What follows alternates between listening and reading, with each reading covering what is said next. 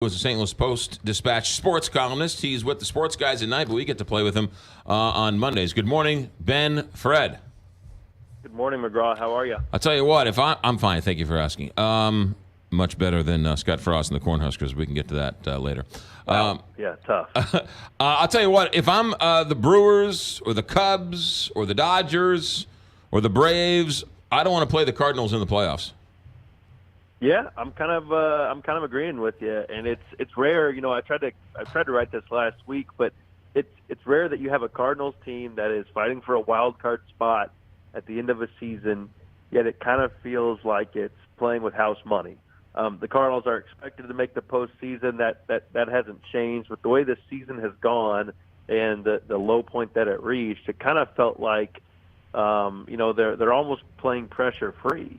They had to do so much to get back to this point, and here they are with 2 series left, in control of a wild card spot with a chance to move up and grab the best one if you take care of business against the Brewers at home. And then you head into Chicago with a chance to really kind of send a statement headed into the postseason as a wild card team. You're playing for a home field advantage in a one-game playoff, and I don't think very many of us figured the Cardinals would get there the way this season kind of started and where it was at the close to the halfway point. And they've been adopting this kind of pressure-free approach, and it's working. I mean, when they're at their best, they're really tough to beat. Now, I don't know that their talent matches up with some of the teams they could face in the postseason, but the postseason is weird like that. The most talented team doesn't always win, and this team's playing together, and it's got a pretty colorful, diverse way to beat you, and I think you saw that really in this series against the Giants. If you had to pick a starter for the one-game playoff, let's say against the Brewers, who would you want going?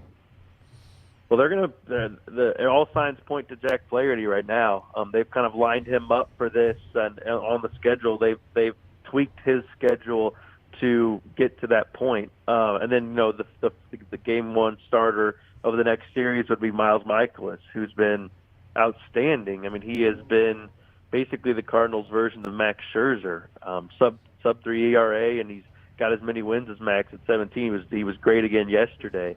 They would go Flaherty in the playing game unless something has changed, and then I think you're quick with him. If he struggles, if he gets into trouble, then you go to the bullpen quickly. But either of those guys, those are both 2 pretty good picks. Now, after that, things start to get pretty thin pretty quick, and it helps you if Adam Wainwright continues to build his comeback case, because when you're talking about a longer series, then they're going to need more than 2. But they've got two pretty good ones in Flaherty and Mikolas. Have we given Miles Mikolas enough credit for the hairdo and the '70s mustache he has all year long?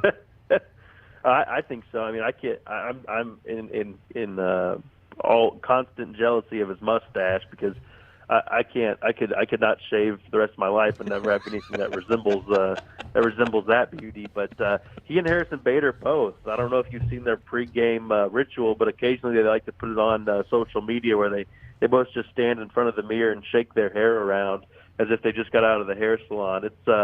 It is quite the image if you haven't seen it. But he's just letting it ride, and he usually changes up his facial hair when he's not pitching well. But he's been pitching so well this season, it's pretty much become a staple for him. Whatever it takes. Where are we with Colton Wong? Well, he's got hamstring issues, and I think they initially thought it was a cramp, and now it turns out that it's maybe a little more serious than that. Should have more of an update as they go along here, but I think they're okay with playing Jairo Munoz as long as Colton's not ready to go. I mean, this guy hits. He can play anywhere, and he's really carved out a niche on this team. They need Colton for his defense, but if you can't have Colton at full speed, then you're gonna miss out on some of that defense, because that's a huge part of his game. It's frustrating for him, because he's had such a good season defensively. He's trying to win this Gold Glove, and he was really hitting the ball well. And now he has this another health issue setback throwing him down. He's got to try to figure out a way here, so at some point this offseason, to get more reliably healthy. Yeah. He's been set back this past couple of years by some issues in his arms and now in his hamstrings. They need to have him out there if he's going to be the everyday starter, and they need him to be if they're going to prioritize this up the middle defense. But he's got some nagging issues that are making it hard for him to be in there every day. Do you think Matt Carpenter really has a legitimate shot at the MVP of the National League? Well, he did. This slump that he's been in, and he broke out a bit yesterday. He got the home run finally. He needs to get going again, because I think a lot of that voting, because this division is so close. I think this is the best division in baseball, which helps him. I also think that there are some guys playing really well right now at what is considered to be the most important time of the season, right? And those guys tend to get the favor, kind of what you do when it matters most, kind of thing. I mean, Matt Carpenter's home run yesterday, he still leads the National League in homers, which is hard to believe considering he's been in such a slump in September. But that's how good he was before. He's going to get knocked for not having very many RBIs. He's going to get that's going to hurt him. I think what he hits with runners on base is going to probably hurt him, because some voters look at that, and I really think the more you look at it, the more that it's hard to argue against a guy like Javier Baez. I know that probably rankles some Cardinals fans, but they are the best team in the division. They've been able to hold on to that lead, and he's pretty much their energy guy, whether it's at the plate where he's having a stellar power year, or defensively where he can play a multitude of positions. Now, I don't think he deserves the Gold Glove at second base. He hasn't played there enough, but I wouldn't have a problem with him getting MVP votes, because he's been consistent all year long. And Carpenter was amazing, but he did have a very slow start, and now he's scraping a little bit again. What do you think of Jacob deGrom as the Cy Young Award with his record? Think he's got a shot there? Well, yeah. I mean, I think it's a fair case. There are some other guys who can throw their name in there, but I think too one of the things that you have to look at are innings. You have to, something that we tend to overlook. We look at ERA, we look at strikeouts, and these are all good things to pay attention to. But you also want a guy who's up around that 200 innings mark, because A, it's increasingly rare, and B, it means your team can rely on you, good, bad, or ugly.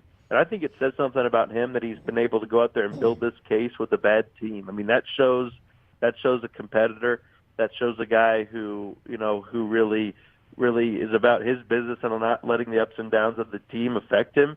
It kind of, in some ways, is probably similar to Giancarlo Stanton winning the MVP last year. Yeah. He had to do enough, so much, to be that good, and well, for the most part, unanimous. He wasn't quite, but it was close.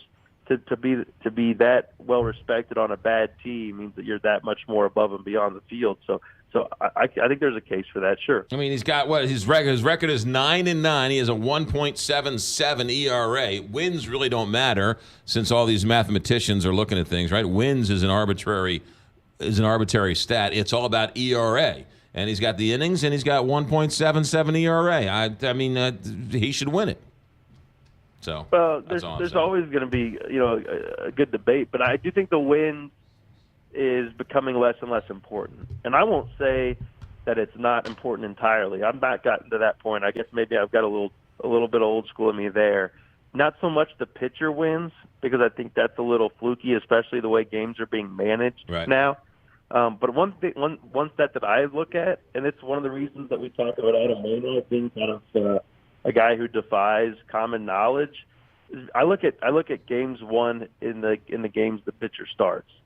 As in, how does it end? When you start, how does the game end up? Because that's something that really impresses you about Adam Wainwright, especially when he's at home. Even since he started to kind of lose the battle to Father Time, the Cardinals win almost 2 out of the 3 games that he starts since 2016, which to me, there's a big enough sample size that tells you something. Right. Now, what does it tell you? I don't know, but it tells you a couple of things about Adam.